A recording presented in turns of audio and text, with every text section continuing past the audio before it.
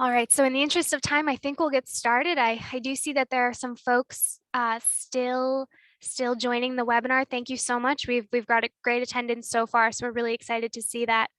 Again, my name is Shelby Frank. I am a planner at the Dutchess County Department of Planning and Development. Thank you so much for joining us this evening for our second session of the Opportunities in Renewable Energy Training Series. We had another one a couple weeks ago, and it was very well received. So we're really looking forward to this one as well. A few thank yous before we really get into the subject matter. I just want to say thank you so much to Bill Overcare and his team at NYSERDA, the Clean Energy Siting team. Thank you for sponsoring this program. We're really looking forward to it. Another big thank you to Carolyn Clocker and Michelle Gluck from Cornell Cooperative Extension, Dutchess County, and also Carla Castillo from the Hudson Valley Regional Council. It's really been a team effort getting these sessions online, so we really appreciate all of the support. As I mentioned, this is the second session in a 4-part series. We had the first one, Clean Energy and Comprehensive Planning, a couple weeks ago. This is our second one, and we've got 2 more coming up on June 1st, and that subject is NYSERDA's Model Battery Energy Storage Law, and then another one on June 14th, Battery Energy Storage for First Responders. So we hope you are able to join us for those sessions as well.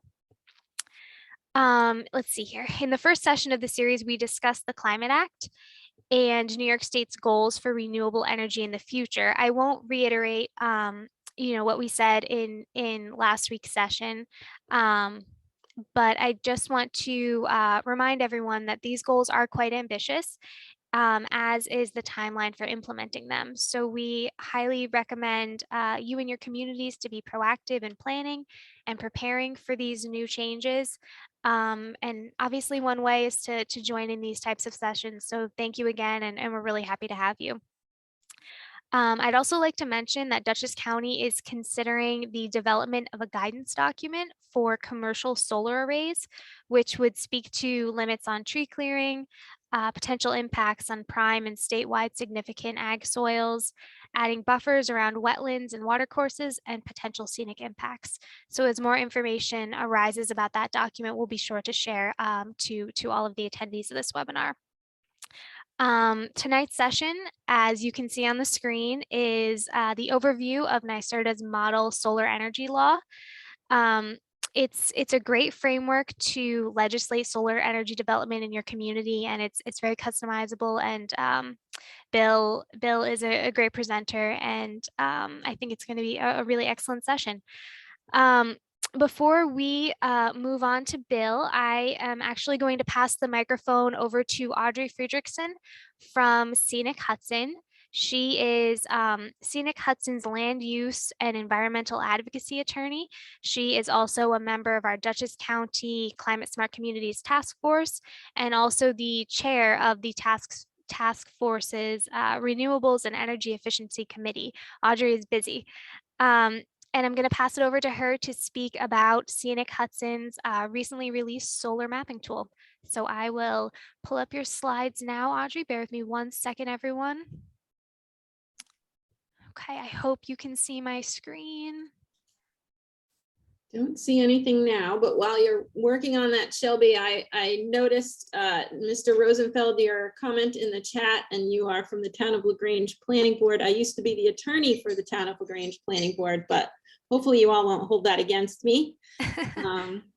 So yeah, I would be really looking forward to the county's guidance, not at all, thanks, with regard to solar. And I'll talk a little bit about the guidance and zoning recommendations that Scenic Hudson has. And we're really looking forward to hearing about the new model solar law that NYSERDA has up. Great, so I won't take up too much time, and hopefully we can turn this over to Bill rather quickly. Again, so as Shelby mentioned, I am an attorney on staff at Scenic Hudson. We are a local advocacy group, and we also are a land trust and do a lot of work in the Hudson Valley area. And we put together a decision support tool. I think we're seeing email now, Shelby, or somebody, rather than the slides. we put together a decision support tool. It's really a toolkit that, as of right now, has 3 resources in it. And really it's to provide information on planning, zoning, and really mapping solar in the Hudson Valley, really to help municipalities and others. So the toolkit has our solar mapping tool, as Shelby mentioned, and we also have a siting guide, and we also have some best practices and recommendations for solar zoning that we really see as complementary to the model solar zoning law. Next slide, please, Shelby.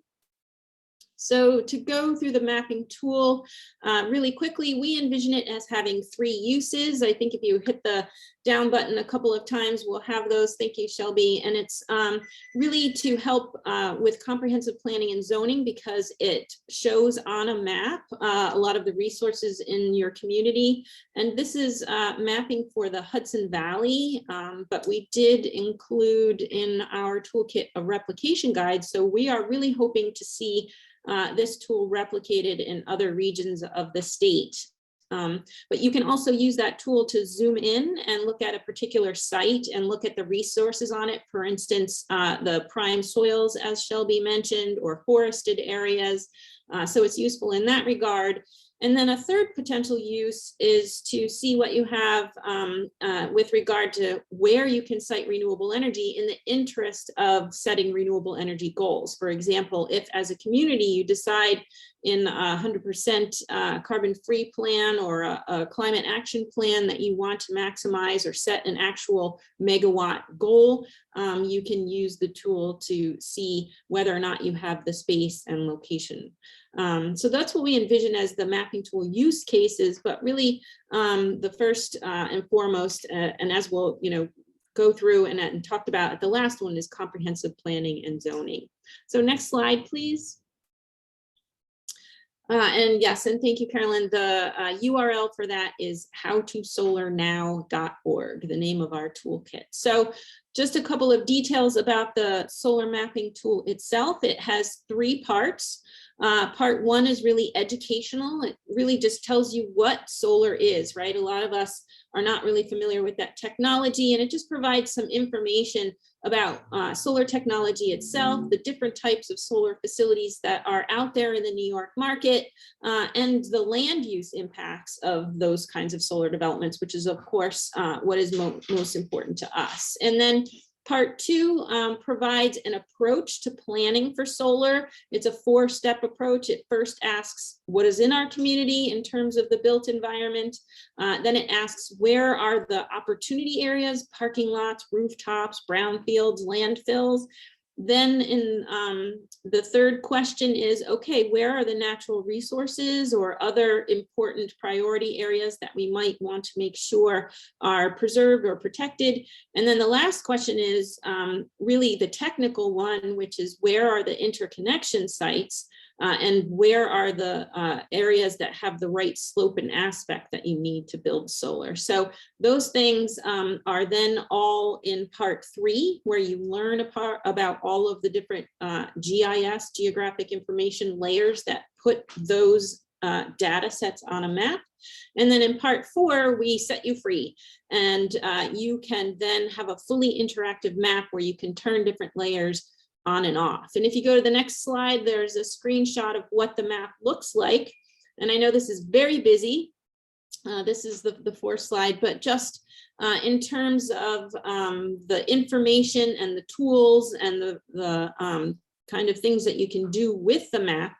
So the various layers are grouped into, for instance, natural water resources or forested area or conserved lands or historic resources. So you can choose what kind of layers you want to look at and turn them on and off. And then there are various tools. You can, for instance, if you find an area that's next to an interconnection site, it looks like it has the right slope and aspect for solar, you can actually use a measure tool and figure out how much acreage that is, or perhaps draw around it and then create a map that locates a few different sites. You can also print your maps, look at it in a larger size. So this is just a really quick quick and dirty, this is what the tool is and what it can do. And one other thing that is provided with the tool at that link is a worksheet that you can go through to answer questions that are designed to help you with thinking about and identifying potential areas for solar development. And then, of course, what that is supposed to do is inform your comprehensive planning and then also your zoning. So I will be quiet now and I'll turn it over back to Shelby, and so we can hear about the new model solar law. But I will be listening in, and if folks have questions, feel free to put them in a chat. But there is a lot of information as well as a webinar on how to use the tool, which is really very user-friendly. You don't need to have any GIS knowledge. It walks you through it. And we really hope that a lot of people are able to use it to help inform, really being solar friendly and having a good solar zoning in place in your town. So thank you. Thank you, Audrey. So I'm just gonna stop sharing my screen here. All right, did I stop sharing successfully? Not yet. Not yet. Not yet, okay. Bear with me 1 second. So let's see, that's interesting. I'm not seeing, oh, there we are. No, I'm sorry, I'm not seeing a stop share option that I usually see. Oh, Bill, it looks like Bill has been able to take Oh, Yeah. great, excellent. take Yeah, I control. found a way to boot you. Okay, perfect. Thank you. I appreciate that. Well, just a few housekeeping items before we pass it along to Bill. I'm sure everyone can tell, but this is a webinar style presentation. So any questions that you have, please put it in the Q&A. Also, we will be adding any pertinent links in the chat feature of Zoom. So please keep an eye out for those. Let's see what else. We will be sending a follow-up email a week or so after the presentation. So look for that. We'll include all of the links and also a training certificate for folks who need continuing education credits. So let's see, I'm just going to introduce our presenter, Bill Oberkehr. Bill is a project manager on the clean energy siting team at the New York State Energy Research and Development Authority, NYSERDA. He currently focuses on battery energy storage, reviewing codes and standards related to energy storage technologies, ensuring alignment with the New York State Uniform Code, and guiding local government officials through new requirements and best practices, and also through the implementation of appropriate local laws and sound decision-making. He has previously worked on NYSERDA's Photovoltaic Trainers Network program, providing technical assistance, developing resources, and training local government officials about solar energy throughout New York State. In addition to this statewide work, he has spent several years administering the City of New York's municipal solar programs. Bill received his BA in Philosophy and Religion from the State University of New York College at Old Westbury. He also holds a master's degree in public policy with a concentration in urban and regional planning from Stony Brook University. Bill is also quite busy. Bill, I'll pass it along to you. Thank you. Thank you, Shelby, for the nice introduction, and thanks, Audrey, for presenting the mapping tool. I hope that the mapping tool presentation in particular sunk into folks, because I will call back to that in this presentation. But in the meantime, my name is Bill Oberkehr. I'm a project manager on the clean energy siting team, and I'm here to talk us through NYSERDA's model law. A very interesting and fun fact. A new version of the model law was just released last week. So this is the first time I'm doing this presentation to the new model law. So there are a few things that have changed, and I will go through those changes throughout. But this iteration that was just released was about 18 months, if maybe even closer to 2 years in the making. So a lot of effort went into this. We worked with PACE Land Use Law Center, who NYSERDA has worked with for years, including through the PV Trainers Network, and we're really happy with what has come out of this. So we're on the cutting edge of solar zoning. I'm just struggling for a way to make zoning exciting. So tonight, the way we're going to go through this is to do an introduction to what we're talking about here in terms of solar technology and our clean energy policies and programs in New York State. Then we're going to get into the substantive model law section. So we're going to do a little bit more than just go through the model law kind of line by line.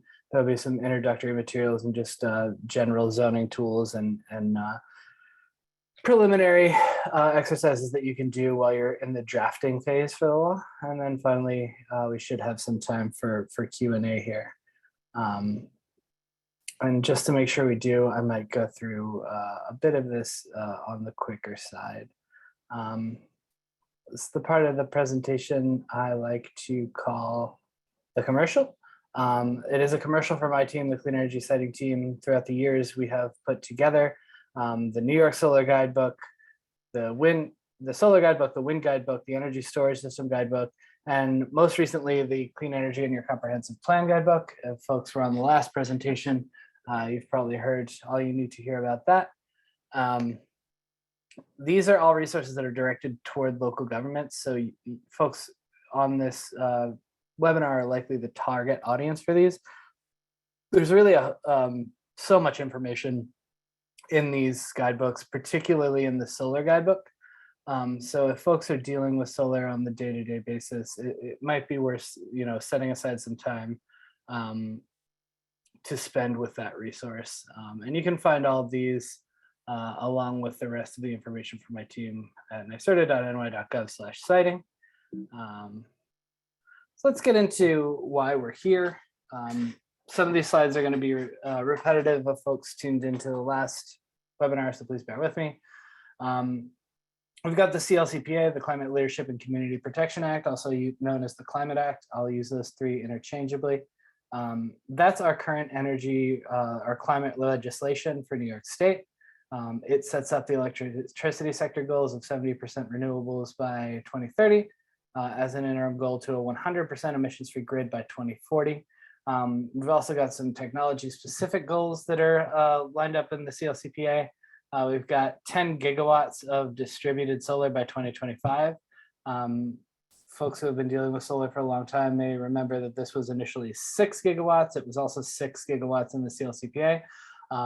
Because we were on target to hit that goal early, DPS, Department of Public Service, actually just a week, maybe two ago, officially raised that goal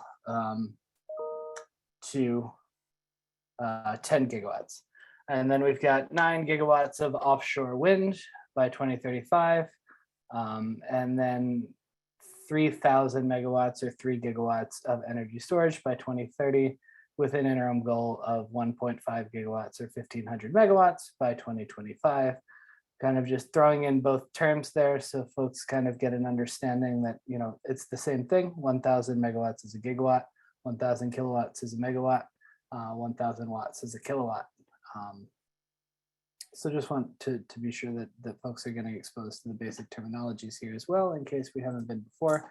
This graph at the bottom is what's known as the energy mix.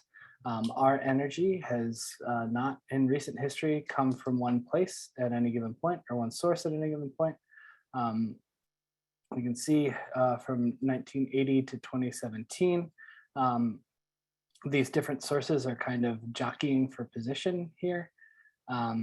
So coal you see phasing out in the aughts as natural gas begins to take a larger share of our energy mix. One other thing here is that we've got nuclear pretty steady, although this only goes to 2017. So that nuclear piece with the decommissioning of Indian Point is going to be a decreasing part of the energy mix going forward. So that's going to 2017. This circle graph is our current energy mix, or as current a figure as we have. And just a little bit different of a way to visualize it.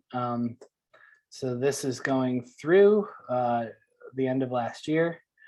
We can see a heat map here of, this is done by capacity, so not necessarily number of installations.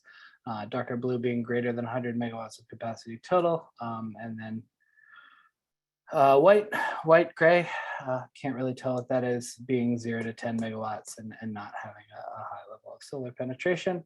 Our current total capacity in New York State is 3.5 gigawatts. And we have over 6 gigawatts in the queue. That's why that goal was raised to 10 gigawatts. And then we've got a little over 150,000 projects statewide. So overall, a pretty healthy and thriving solar market, at least historically speaking. This map is reflecting what's called distributed solar. So those are 5 megawatts AC or less. To give you a feel for how big that would be, probably about 35 acres maximum. So these are all those projects, not including residential, obviously, but you can see, they pretty much align with where a lot of the population centers are. The NY Sun initiative, folks may be aware of that by now. It was started back in 2014. The goal is to reduce soft costs associated with solar development. It began with a $1 billion total budget that has gotten some additional funding over the years, almost 10 years now. Time flies. But the goals of the New York Sun initiative were to help create a self-sustaining market. So subsidizing solar in decreasing amounts as the market matures. The idea being that with more solar development, the market becomes more efficient and needs less subsidy. We have had time to see whether or not that is the case. Overwhelmingly, that does seem to be the case. So much so that we nearly doubled our goal from 6 to 10 gigawatts. So that's distributed solar. It's on the distribution network that's handled by your local utility. That power only moves, that energy only moves through your utility's territory. This is large scale renewables. These are the very, very large projects. So typically between 20 and 25 megawatts and above. Although technically anything above 7.5 megawatts DC would fall under this category. So the way the Large Scale Renewables program works is that a solicitation is issued every year. This has been happening since 2017. What that solicitation is for a contract for NYSERDA to purchase the renewable energy certificates from these clean energy projects. A renewable energy certificate, or REC, is just the legal claim to the environmental benefits of the energy generation from a clean energy asset. So what the large scale program is and what that NYSERDA solicitation is just an agreement that NYSERDA will purchase that component of the value energy generated by these systems. Crucial to note that NYSERDA does not permit these systems. Because these systems got awarded through NYSERDA solicitation doesn't mean that they will be permitted or have been permitted. That gets taken care of now for projects of this size at the newly created Office of Renewable Energy, which was established in 2020. I find that not a whole lot of folks understand that just because a large-scale project was selected through the large-scale renewable solicitation, that doesn't necessarily mean that project will be built. In fact, to date, very, very few of these projects of the 22, all of the projects that have been awarded since 2017 have actually been permitted and or built. So these projects have very long development timelines as well. And I'm just spending a little more time on this than I normally do because we added a new tier to our classifications of solar energy systems in this new iteration that I mentioned at the top of the webinar. It's tier 4. When I talk about tier 4 systems throughout this presentation, these are the systems that I'm talking about. Tier 4 was created in our model law guidance to address this type of solar development. So this is the very, very large systems with very, very long development timelines. grants. And you can see in 2020, we had 22 projects awarded, vast majority of those being solar. The 2021 awards have not been released yet. That is why they are not included here. We're expecting that to happen very soon. But enough about that for now. We'll come back to it. So when I said before, we've got our guidebooks on the webpage. This is what that looks like. If you click on any one of these in the side menu, you will get to that guidebook and you'll be able to view it chapter by chapter. Some of those chapters have pretty expansive toolkits. So it's not just kind of fact sheets or guidance, they're actually interactive tools that you can use, including templates, calculators, all sorts of things that are in there. So, you know, if you're, it's a great place to start off. If you have a solar question, chances are the answer is going to be in there somewhere. You can reach my whole team at cleanenergyhelp@nysota.ny.gov. You can also request technical assistance via form. That is, you know, one-on-one technical assistance. So we do these trainings, but these trainings are a very, you know, broad instrument. We also do the very kind of refined one-on-one handling your individual issues, looking at individual laws in phases of development, whether they're storage laws or solar laws. You know, we do all of that on a one-off basis, all for free. So, you know, please reach out to us if you're looking for some assistance with drafting zoning laws or regulations for clean energy. Chapter 10 of the guidebook is the model solar energy law.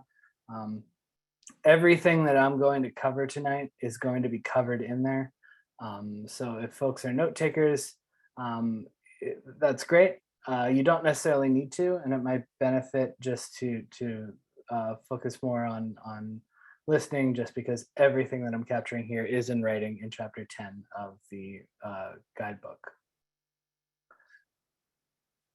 All right. So as I said, we just updated this. Seriously, maybe a week old or so. So this is very new. And these changes, this is the first time I've incorporated these changes into a presentation without just kind of alluding to them. So let's get a little bit deeper into the solar parts of this.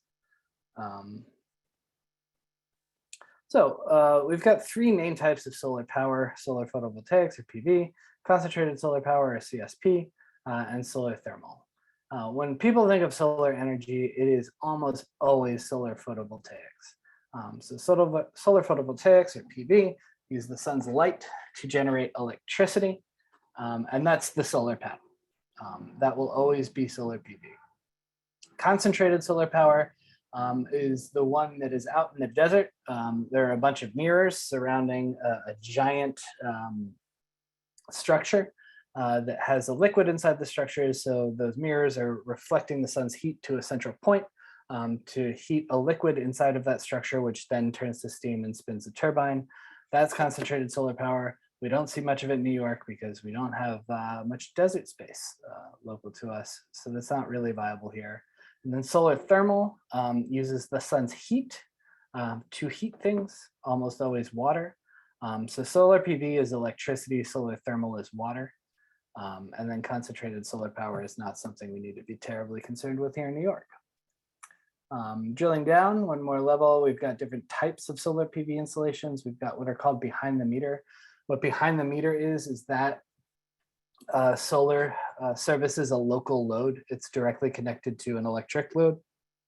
What front of the meter means is that the solar is plugged directly into the grid. So all of the energy that the asset generates is flowing directly onto the grid and then servicing utility customers from there. It is not connected to a local electric load. So that's the difference between front of the meter and behind the meter. Front of the meter outside of New York City or other very dense urban areas is always going to be ground mount. We do see particularly in New York City, front of the meter rooftop systems, but they are not common if they exist at all outside of the 5 boroughs. And then behind the meter systems, or rooftop or ground mounted, almost all rooftop installations throughout the state are behind the meter. And that means, again, that they are servicing a local electric load. Ground mounted solar is going to be about 5 to 7 acres per megawatt. And we're going to power 1 to 200 homes per megawatt. If that range seems too big to you to be useful, it's because it depends on a lot of factors, right? How many people live in a home? How big is a home? How often are people home in that home? All of those factors are going to affect the total electric load of that home. And then the total electric load per home is going to affect how many homes can be serviced by a megawatt of solar. And that's why that range is so large. We've got some land use considerations for our renewable technologies. What all technologies have in common from a land use perspective is we need to find appropriate zones to site them. We need to know their environmental impacts. We need to have bulk and area standards that govern them. We need to have a decommissioning plan in place to deal with the end of life of the asset. And finally, these are all going to have some level of real property tax implication, although the default position in New York State is exempt. But there are pilots and opt-outs of the exemption and all that great stuff that folks are probably somewhat familiar with, if I had to guess. Solar specific land use considerations. We've got visual or aesthetic, that's the big one. And probably the second biggest, or easily the second biggest rather, for New York State is balancing solar production and agricultural uses for land. Wind has some different things going on. We've still got the visual and aesthetic impact, but we've also got noise, because where solar has no moving parts, it doesn't really make a significant amount of noise. Wind makes a whooshing sound that folks may be well familiar with. So we have to deal with that, and shadow flicker, both as a result of the fact that wind has moving parts. For energy storage, we're primarily focused about fire safety and incident management, incident being if the storage catches fire. But we're no less concerned with energy storage about visual impacts, aesthetic impacts, noise, shadows. We don't deal with any of that with energy storage because it's a comparatively compact technology. For permitting, we've got a variety of different ways to permit systems. It's going to vary based on their size. Projects less than 25 megawatts are going to be permitted at the local level through SEQR, which is State Environmental Quality Review, and municipal requirements, including a local zoning law, in addition to the uniform codes, the fire code, the building code, residential code, all that great stuff. Projects over 25 megawatts are going to be permitted at the state level. So prior to the Office of Renewable Energy Siting, they would go through the Article 10 process. Now solar projects are renewable, so they are going to go through the Office of Renewable Energy Siting if they are over 25 megawatts. We don't use Article 10 for that anymore. And then projects between 20 and 25 megawatts are in a bit of a gray area. They can opt into the ORES, it's also called 94C. I might say 94C and ORES and Office of Renewable Energy Siting. All of those things mean the same thing, and I often use them interchangeably. So projects between 20 and 25 megawatts have the option of being permitted at the state level, or they can choose to go through SEQR and municipal requirements. When I say that projects below 25 megawatts are subject to municipal requirements and projects above 25 megawatts are subject to a state level process, that's not the entire truth. Your municipal requirements are still taken into consideration, and they still have sway over the Office of Renewable Energy Siting. If folks attended the last presentation, I think I hit on that one quite a bit, but everything that we go through tonight, if you pass a law in your jurisdiction and you have one of these large scale projects that would be ultimately permitted by the state, I just want folks to understand that, or want to be sure that folks understand that the state is looking at your local zoning and they're looking at your comprehensive plan. that weighs into their decision of whether or not to permit these projects. So let's get into the law itself. The law is an all-inclusive ordinance intended to provide a thorough review of all aspects of systems that could be regulated or should be regulated. The law will give you flexibility to choose options that work best in some cases. You'll see that throughout the model law. There are bracketed figures that are highlighted in gray. I think we have examples of that in the presentation. So it's basically just like a fill in, any sort of fill in the PDF form. The model law operates like that, where it shows you where you can, or where you certainly should provide input. And if you should desire, you can just fill in those inputs and pass that law and it will stand up. If, on the other hand, you have concerns unique to your jurisdiction, the model law is infinitely adaptable.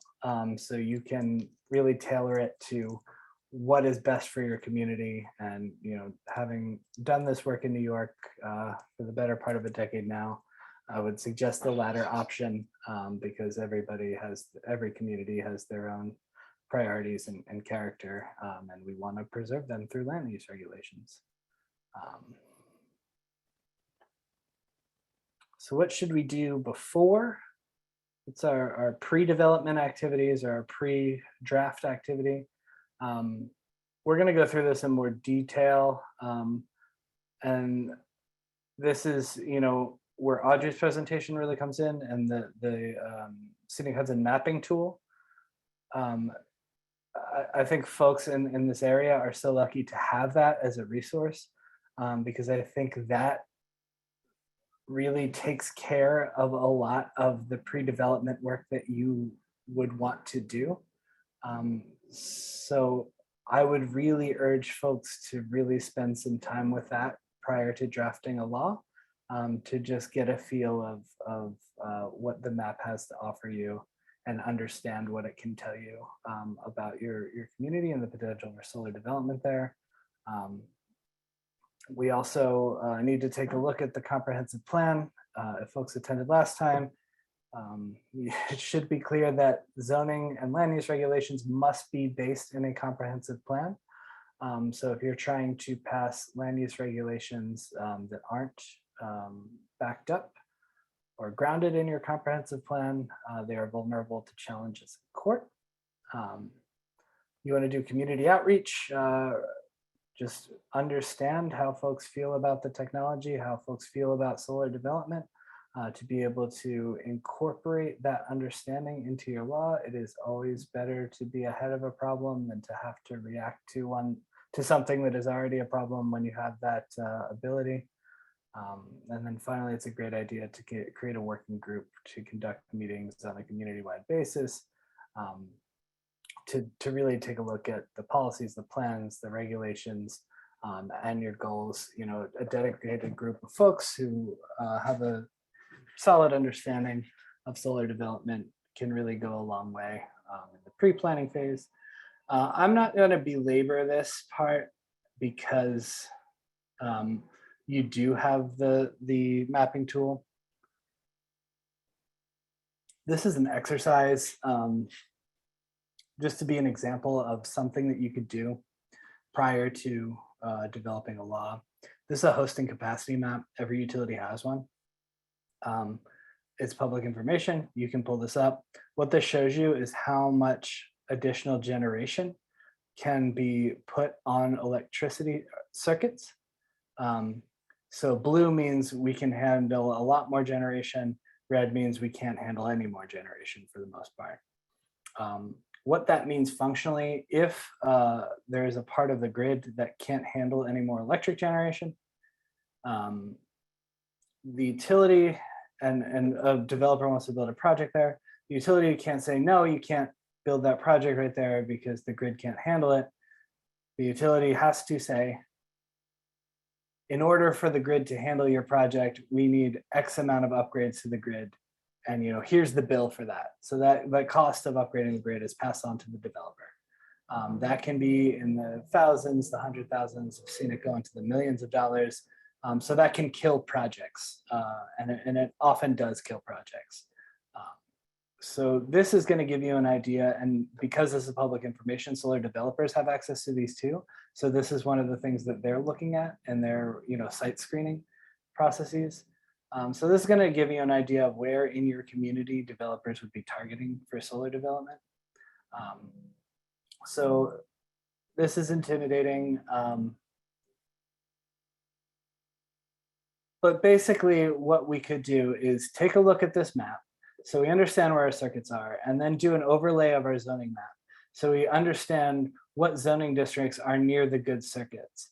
And then what we could do from there is create floating or overlay or opportunity zones within our land use regulations to encourage development where we want it in a place that makes sense for solar to be sited.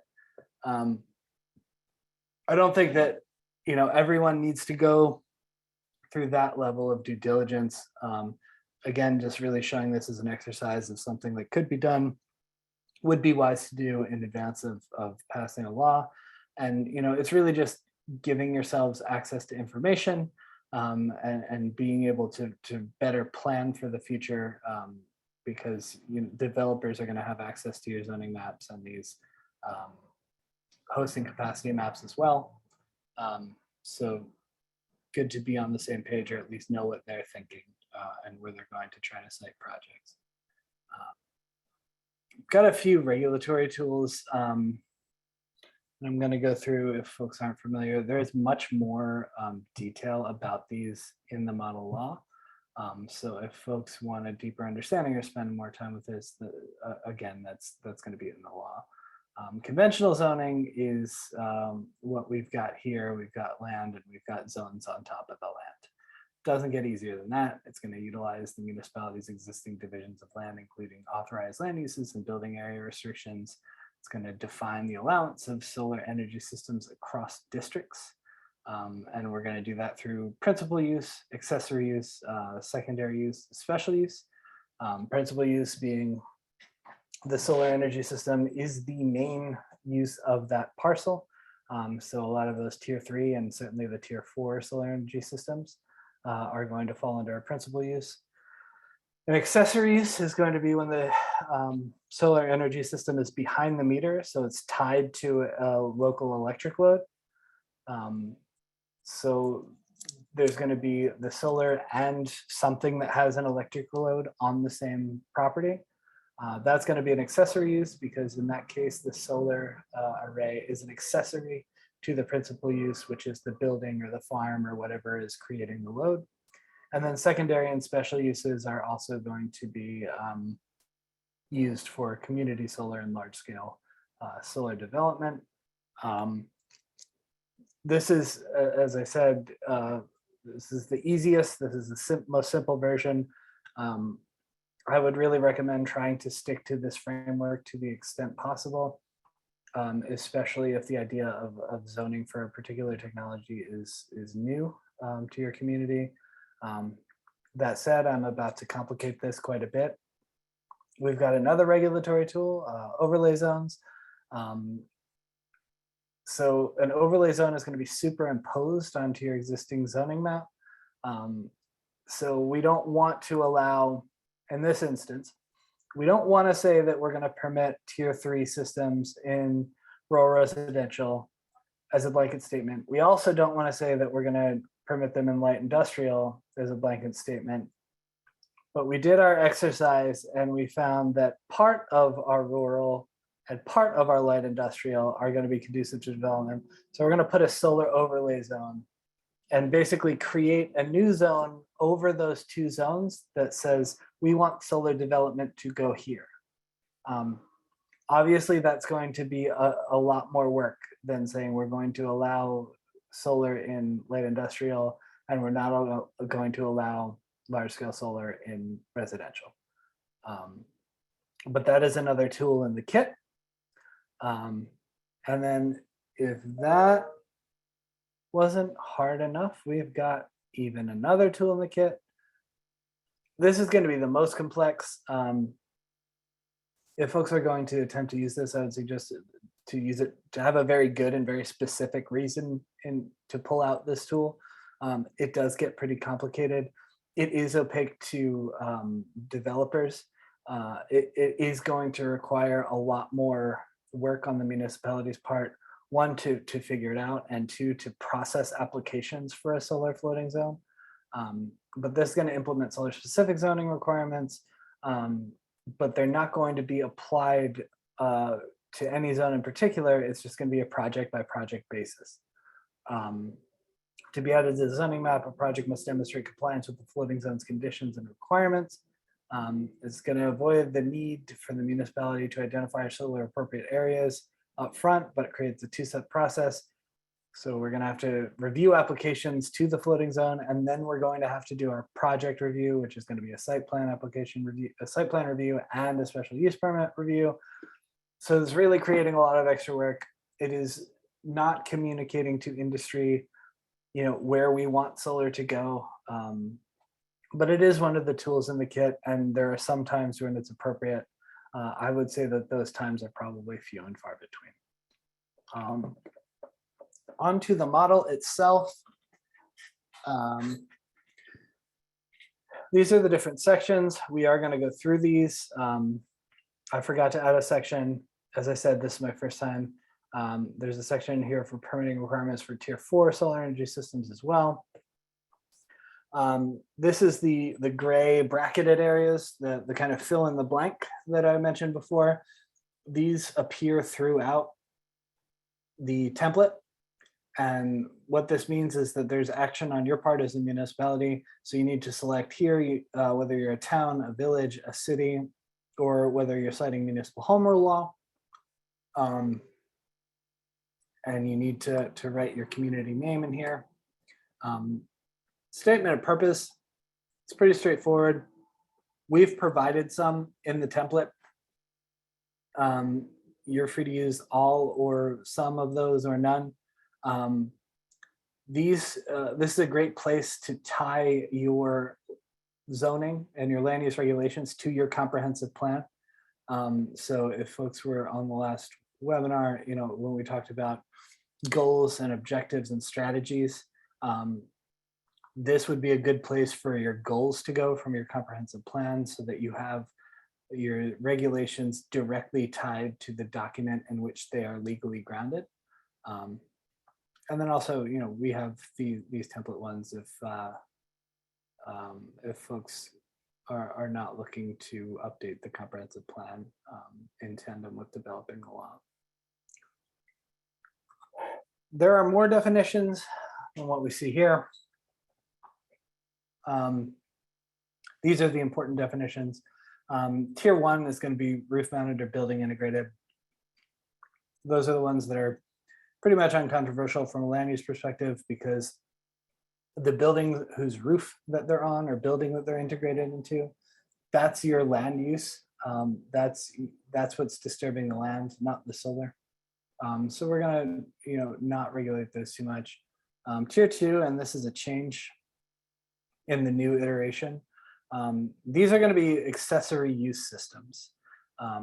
So ground-mounted systems that generate up to 110% of the electricity consumed on the site over the previous 12 months.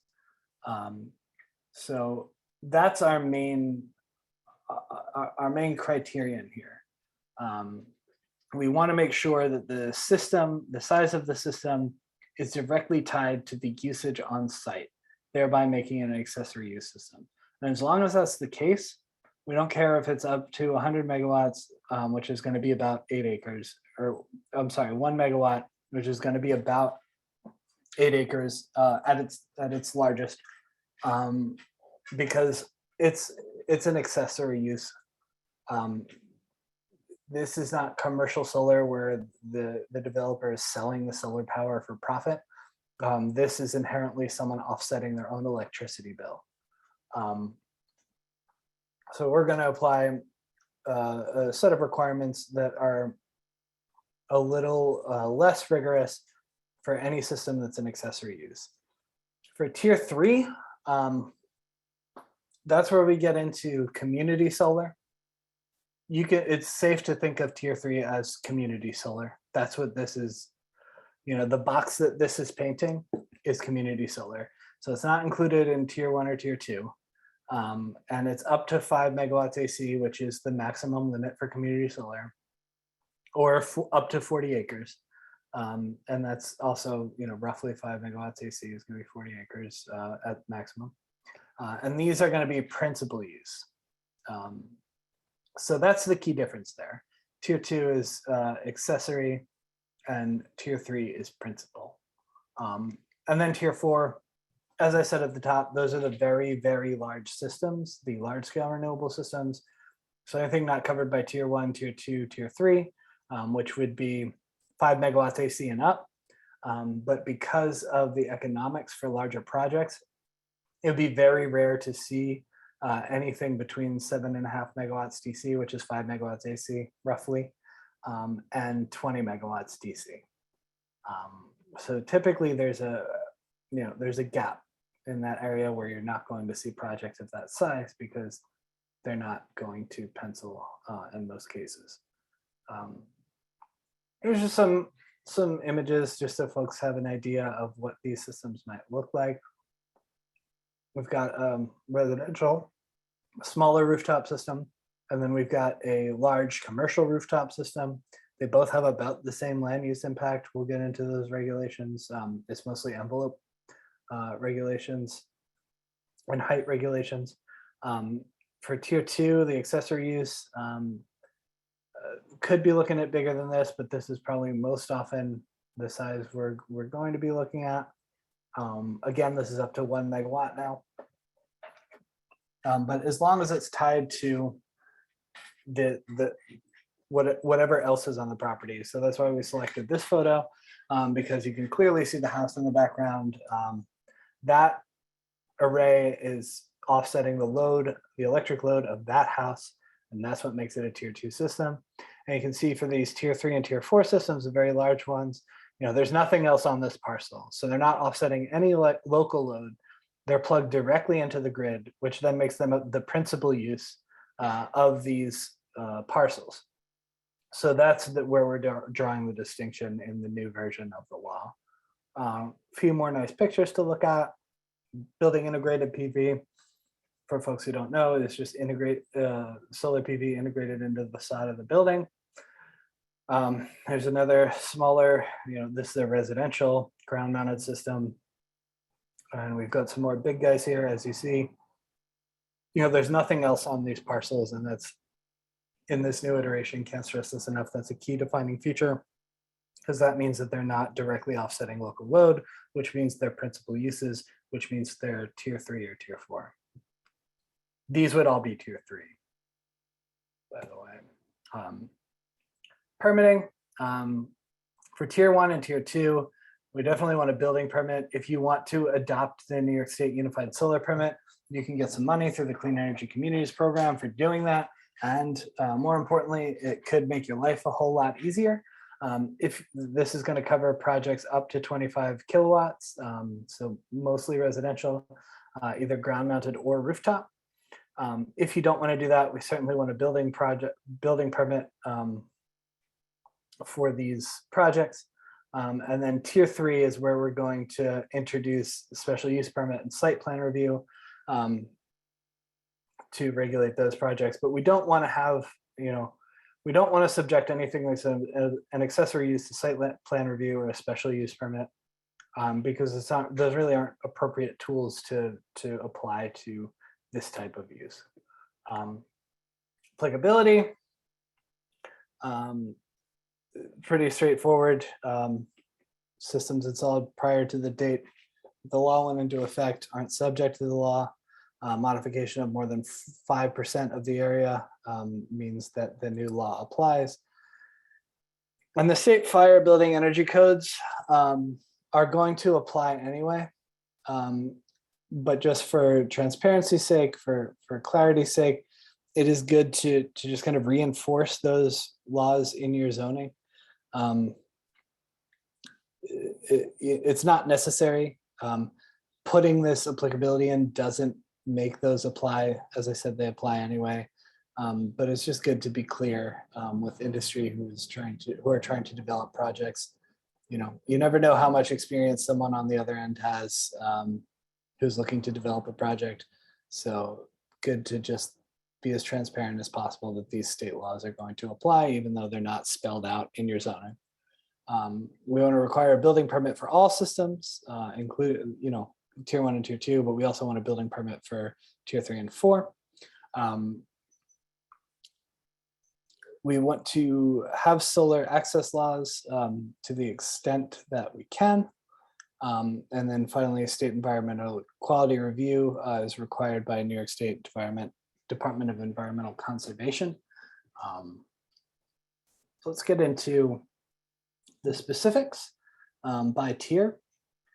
For roof mounted, as I said, we're primarily looking at height and envelope. So that's going to be looking at the tilt of the panels. On a pitched roof, we're not going to allow more than a maximum of 8 inches between the roof surface and the highest point of the solar system. Panels also need to be parallel. Very hard to make them not parallel on a pitched roof. But I guess it could be done, although I've never seen it. Flat roofs, so whichever is greater, the parapet or 24 inches, that's going to be our height threshold. And then finally, we are going to require these to have anti-reflective coating so that we don't get glare glinting off of the panels. It's just some illustration for the height. So you see here, we don't have more than 8 inches between the panel and the roof. And then the panels are not built up past the highest point in the roof. That's also going to be in the uniform codes as well, just because in the event of a fire, firefighters are going to need to access the peak of the roof to ventilate, should that be required. Flat roof, you can see here, remember, as I said, is the limitation is the greater of the parapet or 24 inches. In this case, what this diagram is showing us is that the parapet over here is higher than 24 inches. So we're going to waive that 24-inch requirement. And we're going to go with the parapet in this instance. Tier 2, we're also going to make them anti-glare. And since they're ground mounted here, we're going to start getting into screening and visibility. So we want the visual and aesthetic impacts of the solar to be contained to the extent possible, or the extent reasonably practicable, as we have in our template language. And then lot size is going to come into play here too, because we are dealing now with projects of up to 1 megawatt. So we're going to suggest, we suggest in the model law that you defer to your underlying requirements for accessory structures in that zoning district, because as I explained, these are inherently accessory use systems in tier 2. Tier 2 height requirements, we have some suggestions by district embedded in the model law, but the ultimate guidance is to just defer once again to the requirements in the underlying zoning district. You're going to hear me say that a lot. A lot of the guidance in the law is to just defer to the underlying. And the reason for that is because, though we do have a technology specific zoning law for solar, in a lot of ways, it is not that different from any other type of structure. So we want to leverage the regulations that are in place for development to the extent possible. Setbacks, once again, defer to the underlying setback requirements for accessory structures. It looks like we've got a shed as the accessory structure here. So whatever sidebacks and the shed is also obviously an accessory use. So whatever setbacks are going to apply to that type of development, if we wanted, if folks can see my cursor, I'm not sure if you can, but if you wanted to build a ground mounted solar array on the opposite side of the shed, you would just have to be within those side setback and rear setback, that little box that you see there, which is set back from the property line. So tier 1 and tier 2, not that restrictive. And again, because that's going to be inherently tied to something else on the property. And typically the load, the electric load of the other structure on the property is going to be the limiting factor in development. So we don't really need to worry about the regulations too much as long as we have that accessory use stipulation built in. For tier 3 systems, this is where we're getting into community solar. So this is where we're really going to start to strengthen the regulations, because we're getting into principal uses. And also this is where solar becomes, it's not bill offsetting anymore. This is a business now. So it's a commercial use as well. It's not someone just trying to save a little bit of money on their electricity bill. This is someone who is profiting off of this parcel. And that's another reason that we can have stricter zoning requirements here. So we've got the approval process laid out over here on the left. First is to choose which zoning districts to permit this type of system. And then we've got the standard site plan review requirements. They apply to solar just as well as they apply to everything else. And then we've got requirements for approval over here on the right. We're going to go through these one by one. A lot of these are going to be the same for tier 3 and tier 4. This is a good part to really focus in on the presentation, because I'm only going to go through them once, even though they apply to both tier 3 and 4 systems. First, underground requirements.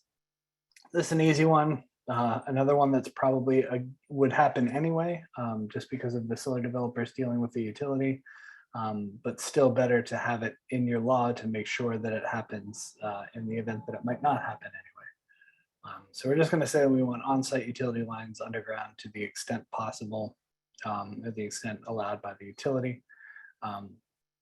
Vehicular impacts, that's the red circle in this image. We want to minimize that to the extent possible once again. Signage. This is another one that's a bit redundant with other laws that apply anyway. In this case, it's the National Electric Code, or NEC. But we also, again, we're reinforcing those existing laws just to make sure that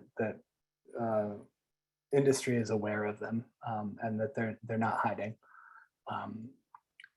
So with the manufacturer's name, safety information, emergency contact, not emergence contact, equipment specs, and we want all of that information to be in an area of no more than 8 square feet, just because in the event that someone needs the information on those signs, we don't want them to have to run around like a headless chicken looking for it, because typically that could be an emergency situation without a lot of time to spare. Glare, once again, we never really want to see a solar panel that's glinting into people's eyes, and especially since the anti-reflective coating exists and is standard in most products on the market. Easy enough to satisfy that requirement. Lighting, this is another safety feature similar to the signage. In the event of an emergency, we need emergency response personnel to be able to navigate the site. Lighting is for that and that alone. So it needs to be, it needs to meet what's minimally required for safety at the site, but also we don't want that light going into adjacent properties. So it needs to be focused on the array itself, on that area. Tree cutting, minimize removal of existing trees larger than 6 inches in diameter. So this one is through many years of doing this. This is where I like to emphasize that this model law is guidance. The guidance is minimize removal of existing trees larger than 6 inches in diameter. If this is a hot button issue in your community, which in many areas of the state it is, you're very welcome to strengthen this provision. You can adjust that diameter number. You can strengthen from minimize. You can make it a stronger word. But I've come across a lot of communities where tree clearing has really become an issue, and one that the community cares about quite a bit. So this is one of the areas where, this is a template. This is suggested guidance. You are free, and not only free to, but you should absolutely tailor this to work for your community specific needs. Decommissioning, I think we got some questions about this one last time. This is where we're really going to get into it. In addition to what I'm going to say here and what's in the model law template, we have a whole chapter on decommissioning in the guidebook, which is very extensive. I think it is the most extensive solar decommissioning resource I've ever come across.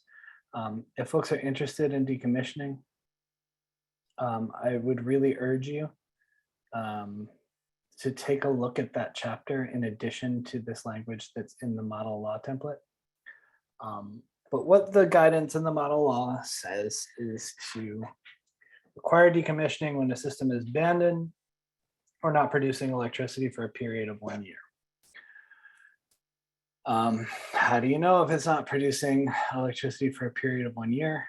NYSERDA has a website that monitors the production of all DERs, so you can look up a project on that. Or what some municipalities have done is require that developers submit production reports, annual production reports. I don't think that's too onerous of a requirement. I think a lot of developers have that information anyway, especially for front of the meter community solar systems. So if you want to require to do that, I don't know that I'd recommend it, but I don't think it's completely unreasonable either. So NYSERDA sets the period of abandonment at a year to trigger decommissioning. You can go longer than that. I wouldn't advise going much shorter than that, just because repairs can take some time. So what our decommissioning says in the model law is that the applicant shall provide a decommissioning plan that includes the cost and time of removing the solar energy system and the plan to repair the damage caused to the properties. So what we're saying here is that we don't want you to just tear down the system and walk away. Part of decommissioning is also restoring the site to the condition that it was in prior to the development. So that's a key part of decommissioning, and we do include that in the template language. The way that we're going to make sure that this happens is through a financial security, decommissioning bond, escrow, it goes by all sorts of names. But it's basically a form of security, and it is up to the municipality to determine what is acceptable. So whatever you feel comfortable with. The old language was 125% of the cost of removal and restoration with an escalator of 2% annually. And that was written back when inflation was 2%. Miss those days. The new guidance is 115% of the cost of removal and restoration, and the escalator language, I believe, is still 2%. So that went down a little bit, just because we've found over the years since the last iteration that 125% can be a bit excessive, although it's not entirely unreasonable. And when you see the cost of removal and restoration, if you're on it and you're thinking, you're probably asking yourself, how am I going to know what that is? So what we want to do is get a third-party engineer to do an estimate of how much the cost of decommissioning will be. And then we're going to base it on that. So 115% of that estimate.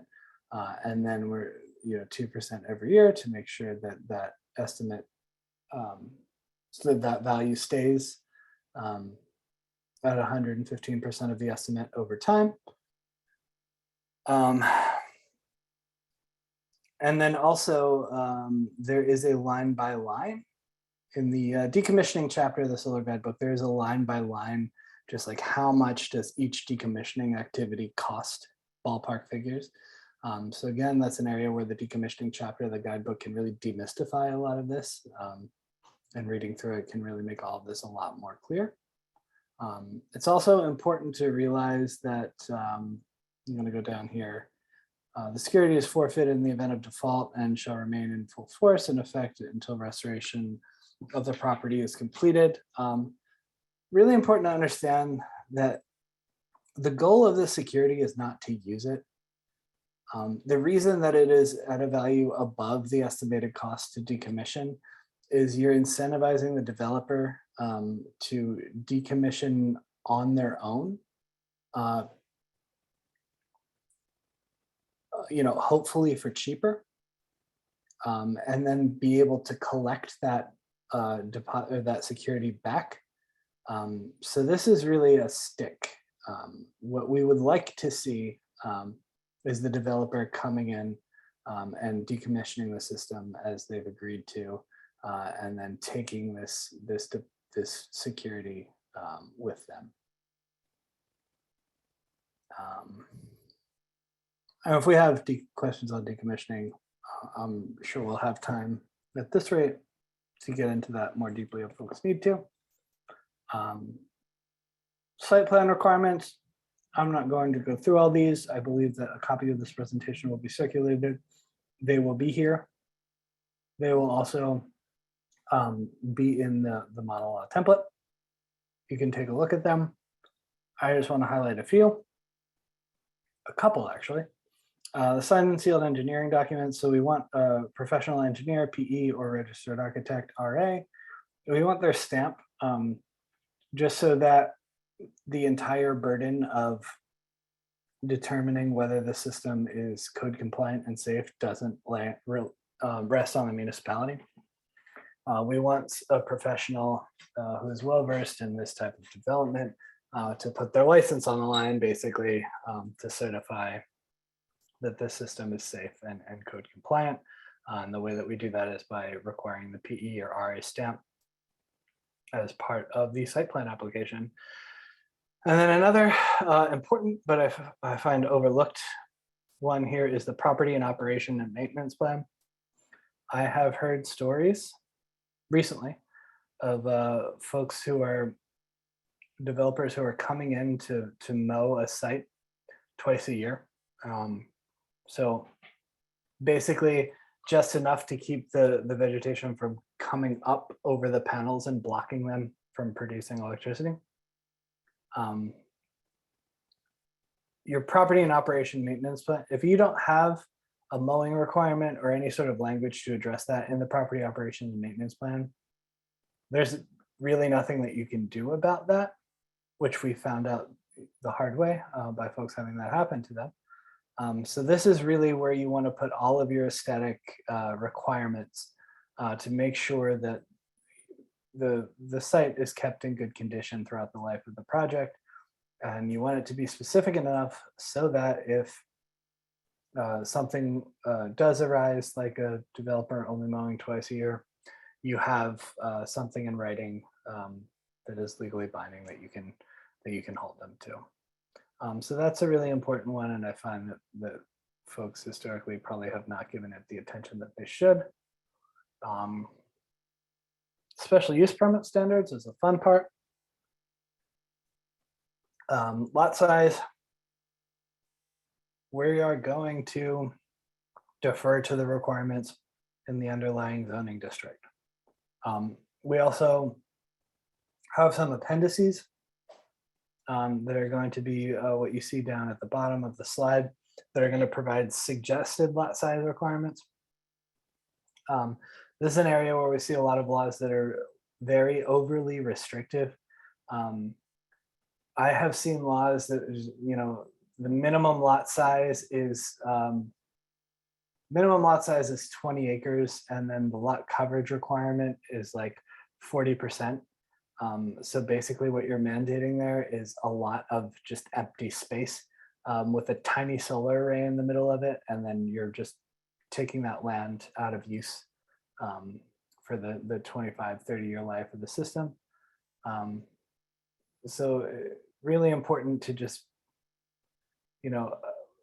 Again, we suggest just deferring to the requirements in the underlying district, but if you don't want to do that, it's just really important to be thoughtful about, what the implications are of this lot size requirement. For height, not such a huge one with solar. Once again, we are suggesting that folks defer to the requirements in the underlying district. One thing that has come up more and more recently is the idea of agrivoltaics. Sorry, it's a portmanteau of agriculture and photovoltaics. So we have crops growing or agricultural uses for the land in harmony with solar production. Typically, the way that works is to raise the solar panels really high on poles so that the sunlight can hit the panels and also get underneath them to the plants. If that's something that you want to incentivize in your community or encourage in your community, you might want to consider raising your height requirement so that your zoning regulations are conducive to that type of development. Setbacks, once again, defer to the underlying zone. We do have suggested, once again, we did in the update to the model law, what we did was change our suggestions to harmonize with the Office of Renewable Energy siting regulations. So what you'll see in our, if you don't want to defer to your underlying zoning requirements and you want to go with, wanted idea of what these setback distances should be, just know that ours are the same as the Office of Renewable Energy siting. And that is probably a good thing, though I can understand how folks would not see that as a good thing in certain cases. So just want folks to be aware. Special use permit standards. This is a big one in the new law. We actually are advising now that we don't have a lot coverage requirement for solar. That's the official guidance from the law. And the logic there being that you don't need a lot coverage requirement and setbacks. As long as you are complying with the setbacks, you are kind of by definition in a reasonable lot coverage. That's why we have decided to urge folks just not to have lot coverage requirements and rely on the setbacks.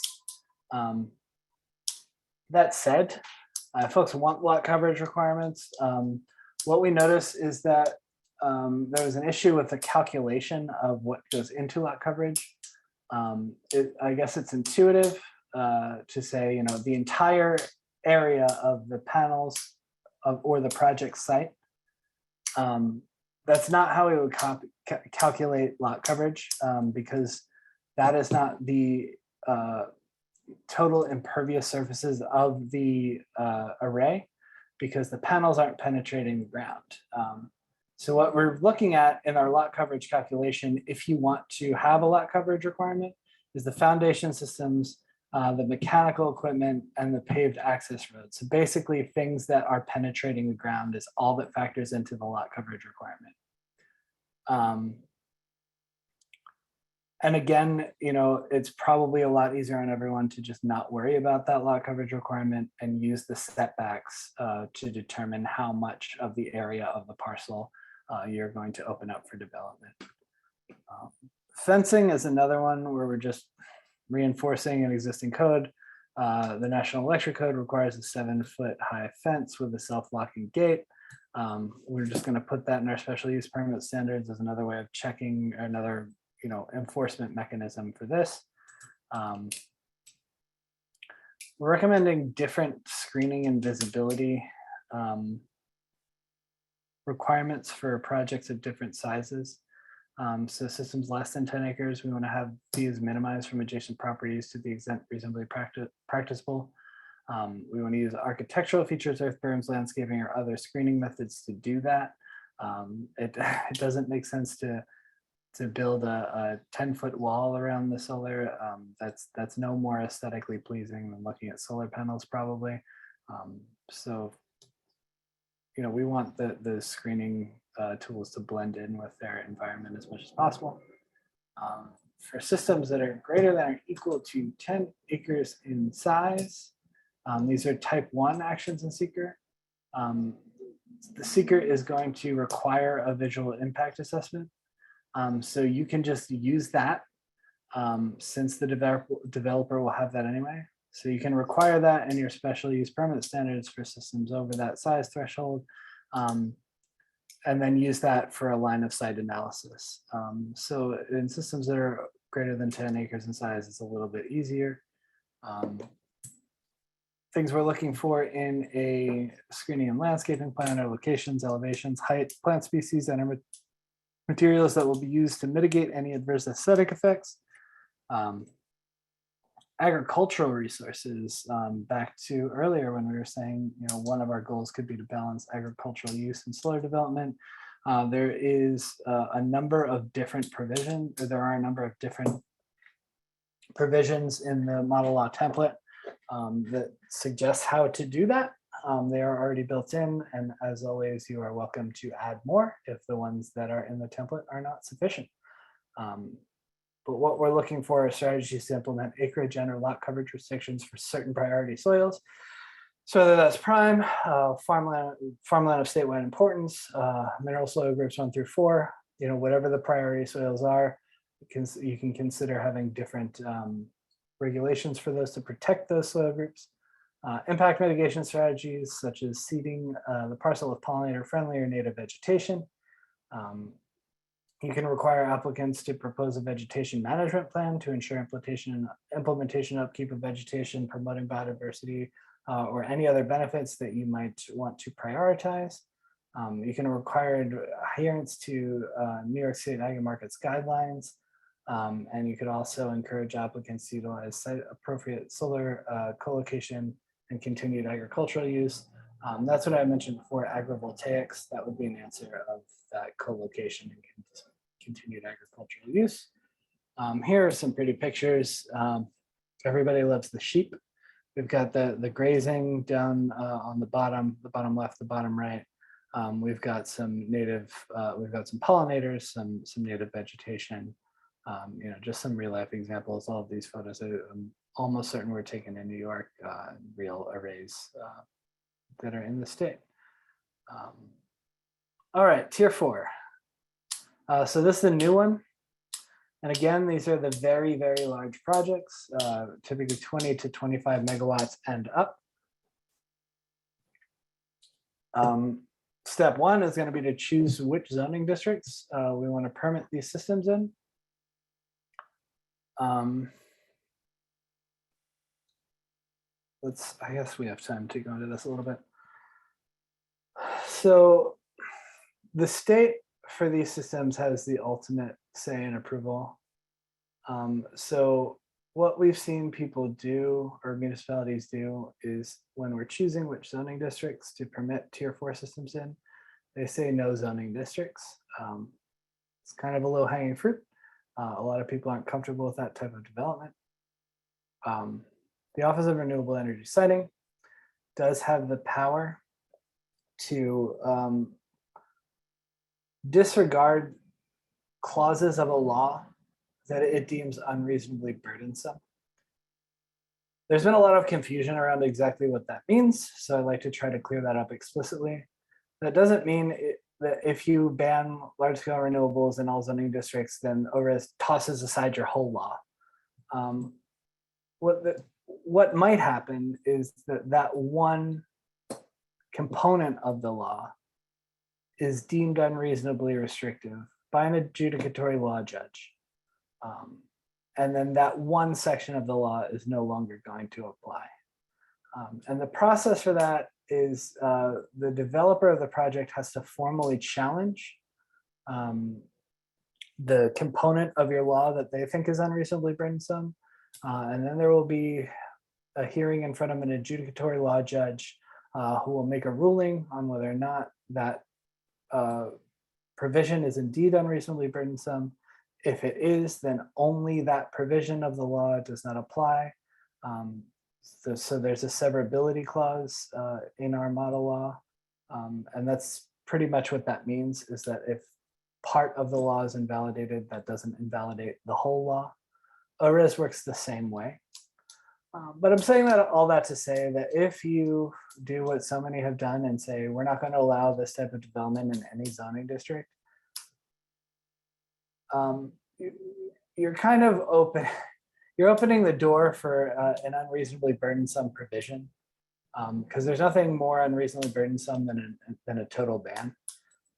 So if a developer were to challenge that, and an ALJ did indeed find that to be unreasonably burdensome, now you've just opened up all your zoning districts to that type of development, because your zoning district restrictions were unreasonably burdensome.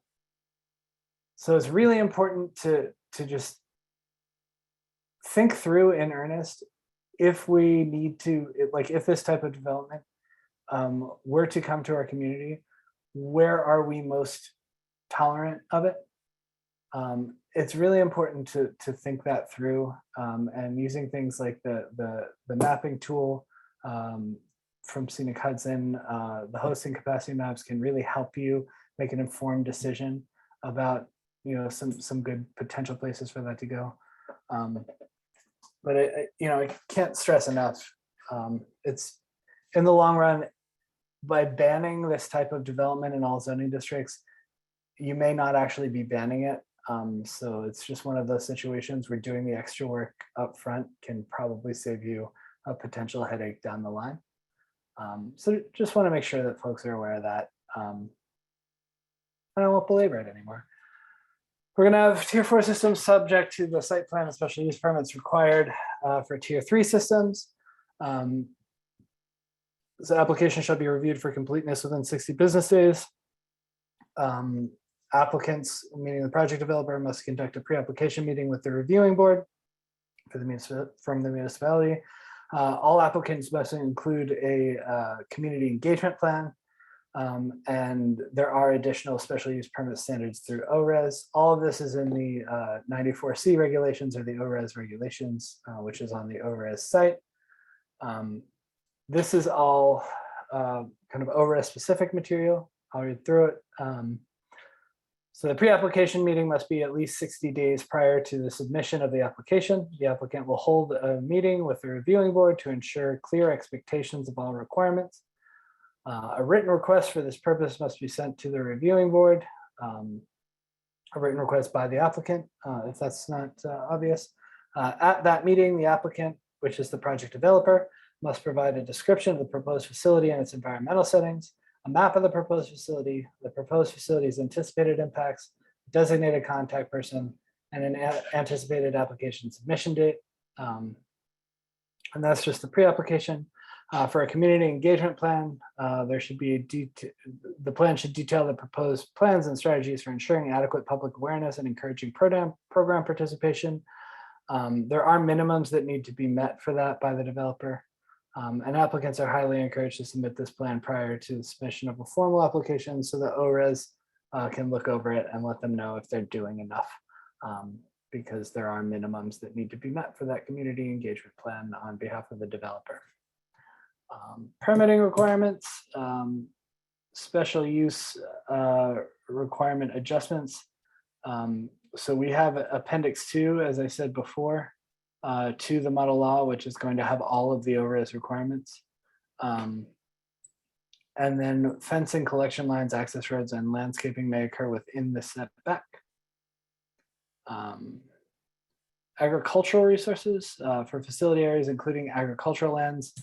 Tier 4 systems, components, equipment, and associated impervious surfaces shall occupy no more than 50%. And that's in brackets. That means that you can tailor that if you'd like it to be higher, you'd like it to be lower, of the active agricultural lands within the facility area.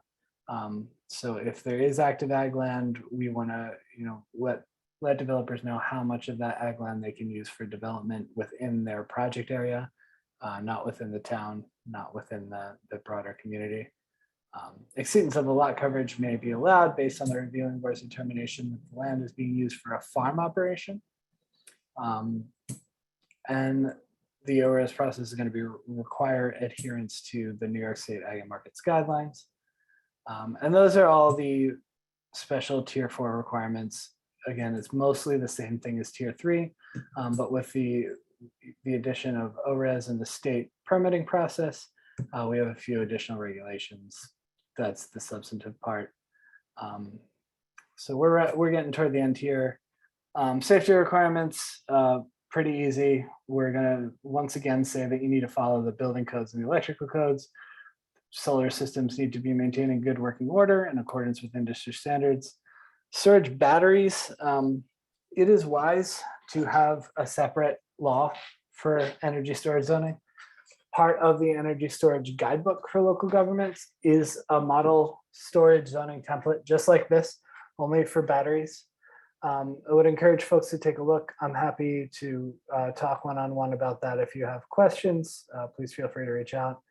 We have this language in the model solar law, but I wouldn't necessarily, especially if you're expecting storage development, I wouldn't necessarily say, just pass this and say, okay, we're done worrying about storage now. I would take a serious look at the energy storage specific zoning law. Timeframe and abandonment, the special use permit and site plan approval are valid for 18 months, provided a building permit is issued for construction or construction is commenced. A 6-month extension may be possible. In the case of abandonment where a solar system ceases to produce electricity for 12 months, the municipality may notify the project owner to implement the decommissioning plan. Decommissioning must be completed within a year of that notification. Again, that's what NYSERDA suggests in the template. In case of failure, here's where the municipality may utilize the security for solar system removal and site restoration according to the decommissioning plan. Once again, how am I going to know that the system hasn't produced electricity for 12 months? NYSERDA has a site that shows you production data of every distributed asset in the state. So you can look up the project on that site, or I don't think it's completely unreasonable to require that the developer submit an annual production report to the municipality. Either way, you would be able to know if the system is not producing electricity through one of those two avenues.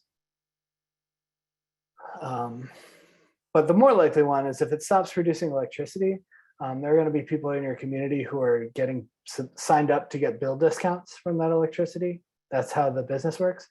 So more realistically, you're not going to need to look up anything because you'll be getting complaints from residents saying that they're not getting the bill discounts that they were promised, that they signed up for from the developer. So you'd most likely hear about it well before a year. But two other alternatives are to look at NYSERDA's monitoring site or to require annual production reports. Severability is what I said it was before. If one part of this law is invalidated or unenforceable, that doesn't strike down the rest of the law. These are the noticeable changes which I think that we've been through between the last iteration and the current iteration of the model law. So we've added we added content to the model law chapter to instruct municipalities on how to approach zoning for solar and to introduce alternative zoning approaches. So that was the part about the overlays and the floating zones and incentive zoning, like the idea of raising your height requirement to promote agrivoltaics. Adding tier 4, so that's to distinguish between community solar and large scale solar. Reformatting and reorganizing to distinguish between special use permit standards and site plan approval requirements. So those distinctions are much more clear in this iteration. We tailored this version to align with standards and language in place by Ag and Markets and ORES and other relevant state agencies. And we also included a more robust decommissioning plan template in the appendix in this iteration of the law. because we've always gotten a lot of questions about decommissioning.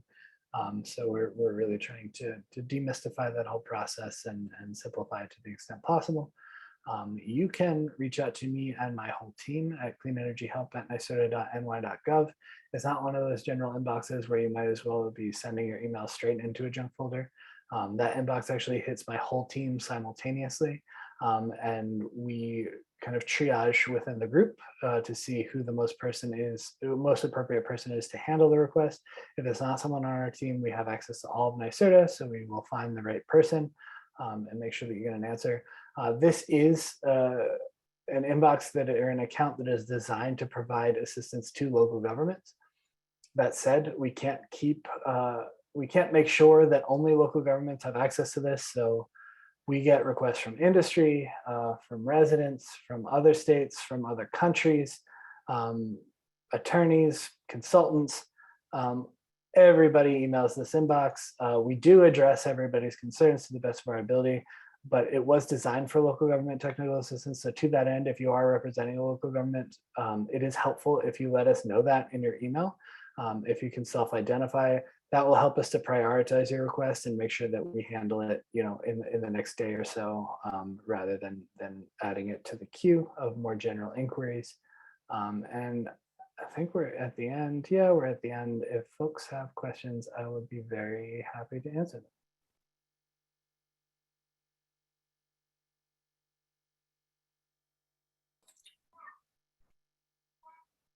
So it looks like we have some questions in both the question and answer box, and there was one that I caught in the chat.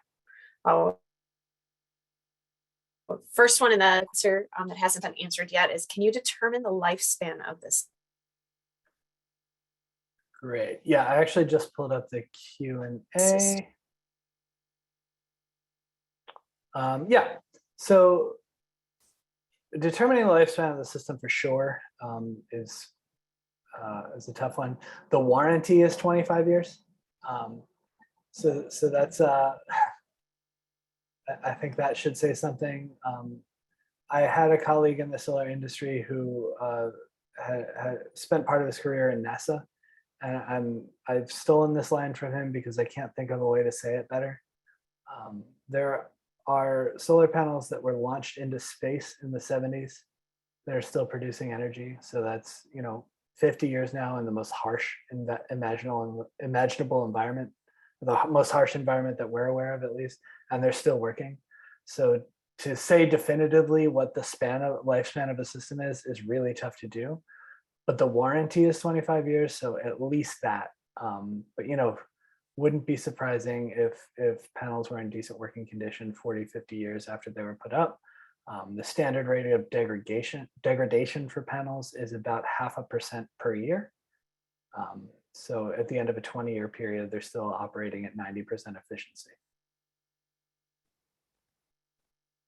I'm just going to go through the rest of the Q&A ones because I do not see the one in the chat. The next in the Q&A is, does the current technology of battery storage require or prefer indoor storage, or perhaps just shielded? That's a good question. Yeah, storage is a bit picky, especially when compared to solar. But most storage products, particularly the outdoor ones, have HVAC systems in the storage cabinets that are specifically designed to keep the batteries at the temperature where they perform the best. And that's required by code in a lot of instances. And then indoor storage, you don't really, like in a commercial space or in a residence, you don't need to worry about the temperature concerns that much because they're indoors with us. So the batteries are happy at the temperature that people are happy. Fun coincidence there. So it's much less of a concern inside. And where they are outdoors, there are HVAC systems in place.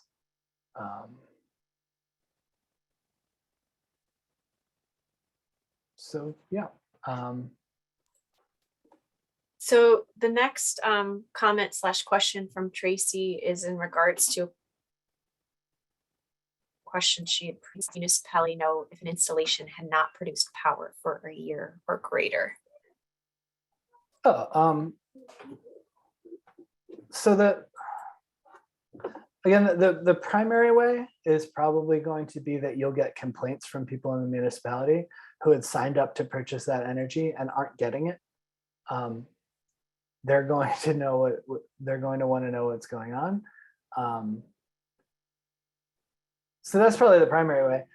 The other two ways to go about it that are probably the easiest, NYSERDA has a website that it monitors energy production of all systems statewide.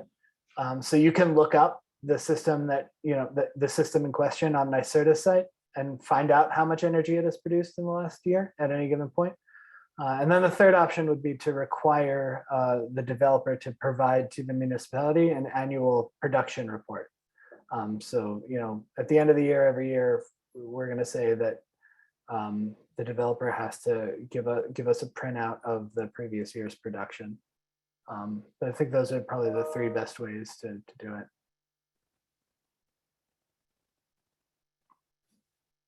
Would the use of chemicals to control plant growth around PALs be restricted by seeker review? I don't know. I'm not sure. The only thing I will say there is that the seeker review doesn't only apply to solar. So the requirements would be the same in the seeker review as they would for anything else. So if seeker did prevent the use of chemicals, then it would do so universally. Just instinctually, I doubt that would be the case. But I really don't know. Not sure about that one.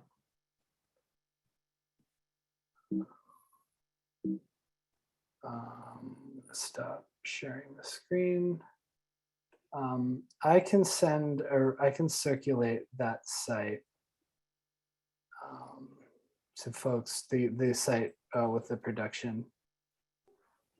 Yeah, for those curious and don't have the Q&A open, Bill's referring to the comment about seeing the NYSERDA production site that was mentioned. And then would you like the question that was in the chat previously now? Yeah, that'd be great. And I'm also putting that site in the chat. I just awesome to find it quickly. So right above it, it was asked, is it allowable to encourage low mowing for the purpose of supporting pollinators along twice a year was a good thing? Question mark. Oh, of course. Yeah, and entirely up to the municipality. Yeah, I really, the example I used was kind of the inverse of that, saying that we don't want things to be overgrown. But if you do want to encourage growth, the operations and maintenance, the property operations and maintenance plan is where you would put that as well. So you can go either way. You can say, we only want you to mow twice a year, or we can say, we want you to mow once a month. And obviously in the season. But yeah, you can go either way with that. It's entirely up to the municipality and local decision makers on what we want to do there.